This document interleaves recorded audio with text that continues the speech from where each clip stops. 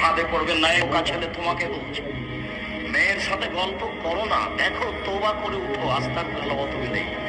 জিন্দেগিতে আর মেয়ের সাথে কথা বলো না, মেয়ে তোমাকে ধ্বংস করবে, তোমার বাপকে ধ্বংস করবে, তোমার বংশকে ধ্বংস করবে, তোমার জাতিকে ধ্বংস করবে।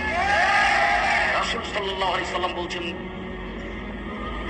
সবচেয়ে মানুষের জন্য ভয়াবহ, সবচেয়ে মানুষের জন্য বিপজ্জনক বস্তু হলো নারী।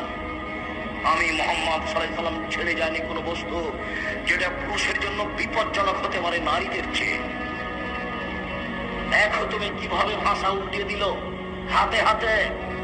জীবনে কোনোদিন তার সাথে প্রেমের গল্প করো না, তুমি ধ্বংস হবে, তোমার বাপ ধ্বংস হবে, তোমার বংশ ধ্বংস হবে, তোমার বিদ্যা ধ্বংস হবে, তোমার জাতি ধ্বংস হবে।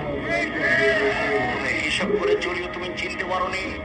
মুহাম্মদ সাল্লাল্লাহু আলাইহি সাল্লাম নিজে বলছেন, আমার জীবনে আমি ছাড়িনি কোনো বস্তু যেটা পুরুষের জন্য বেশি ক্ষতিকারক, ধ্বংসাত্মক হতে